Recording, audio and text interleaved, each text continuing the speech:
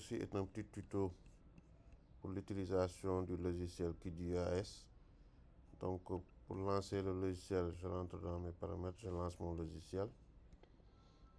Donc ce premier tuto est un tuto pour l'importation des types de données. Donc on peut avoir des types de données vectoriels. Donc pour les types de données vectoriels, c'est les fichiers couche shapefile. Donc pour cela, je rentre dans cette partie vecteur. Je vais sur les types de données, et sur les couches vectorielles plutôt. Et je vais aller chercher mes données là où je les ai enregistrées. Donc si je veux chercher par exemple le découpage territorial, je viens ici, je choisis les fichiers de type shapefile. Donc ils sont là, il y a un découpage en commune, donc je peux les prendre toutes à la fois, la commune. Je peux en même temps sélectionner le département, voilà, commune, département, localité et région. Donc j'ai les 4 types de découpage. Donc je vais ouvrir, je vais ajouter, close, oui, bonjour. Donc ça c'est la première étape, donc on a les différents niveaux. Donc on peut reclasser pour la mettre région en bas, département, ensuite commune et localité. Donc en fonction de quand je décoche, j'ai les niveaux. Alors, le deuxième type de données que je peux importer, ce sont des données de type GPX. Donc pour les données de type GPX, je retourne sur, par exemple ici on a des données de type GPS, des données GPS. Donc je peux venir ici, au lieu de shapefile, etc. Donc je peux mettre all file ou je peux choisir GPX. Voilà. Mais c'est mieux de choisir all file pour pouvoir les afficher tous. Donc je choisis ici, ouvrir. Et j'ai mes données de type GPX que je peux ajouter. Voilà, ici, il y a 87 points. Donc je n'ai pas besoin de sélectionner les autres parce qu'il n'y a pas de données là-bas. Ici, j'ai des données. Donc je peux sélectionner celui-là et ajouter cette couche. Et je clique sur ajouter et je close. Donc les waypoints, les points GPS qui ont été sélectionnés sont là. Donc je peux zoomer pour mieux les voir. Donc ils sont là. La troisième catégorie de données sont des données avec des coordonnées géographiques. Donc ce sont les données en degrés. Donc pour les sortir, je vais sur texte délimité et je vais aller chercher les fichiers. Donc ici on a par exemple des données comme comment dire, les postes pluviométriques.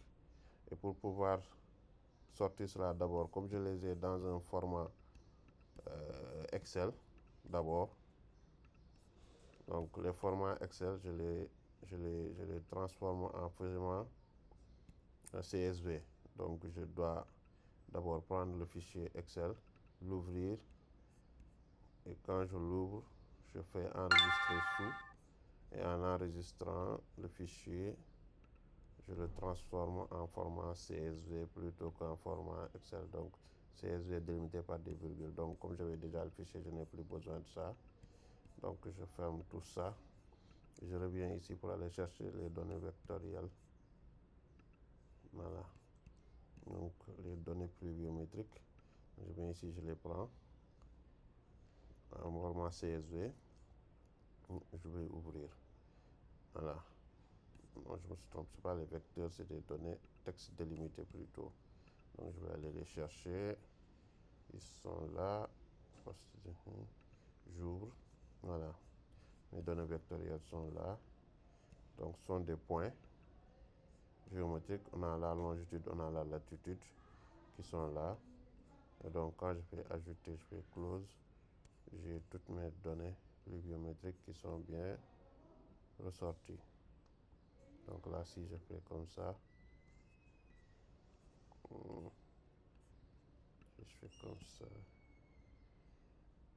Ah ouais, je vois bien. Je retourne ici. Je n'ai pas bien choisi la SR. Alors, je reviens ici. Texte délimité. chercher les données pluviométriques. Ouvrir. Voilà, au lieu de time zone, c'est le VGS, c'est point géométrique.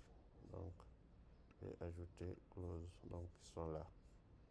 Toutes les données pluviométriques sont déjà enregistrées. Voilà, il me reste maintenant les données UTM. Les données UTM aussi, je vais dans texte délimité. Je vais aller les chercher. Et données UTM, voilà, que j'ai déjà transformé en format CSV. Ouvrir. Mais pour les données UTM, je dois choisir UTM zone 28 pour être beaucoup plus précis. Et là, c'est des points. Donc, tout est correct. Je fais ajouter close. Donc, les points UTM, coordonnées UTM sont normalement là. C'est parce que les régions sont en rose. Mais si je changeais la couleur des régions, par exemple, avec la symbologie, je vais le mettre en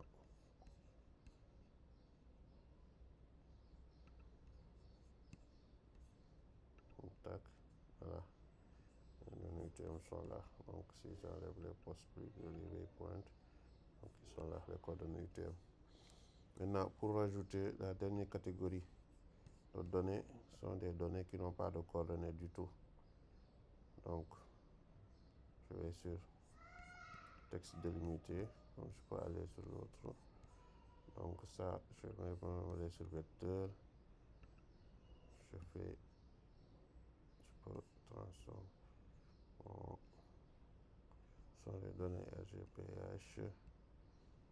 Données RGPH, ouvrir. Je fais ajouter.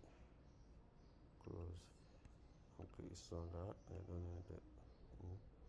Donc, je fais pour maintenant jointure de là, je peux faire une jointure. Donc là, je fais une jointure. J'ajoute une jointure. Et données RGPH. Donc là, je sélectionne les champs de jointure. Donc, je coche tout ça.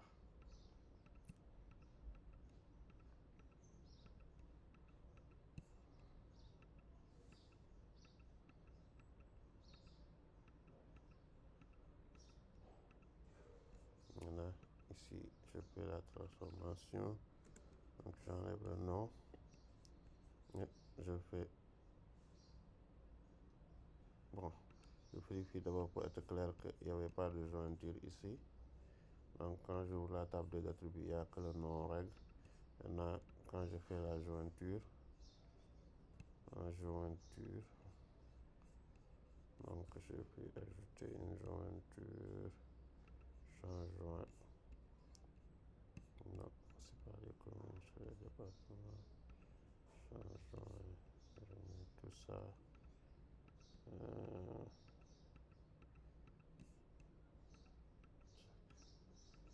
tac, tac, tac, tac, personnaliser ça,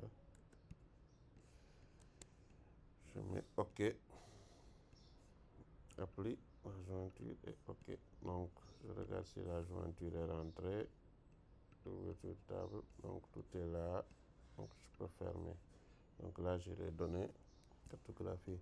Et pour avoir une couche avec cette nouvelle jointure, je peux exporter, sauvegarder sous, et je fais mon fichier RGPH voilà, avec les différentes informations qui me permettront d'avoir un nouveau shapefile avec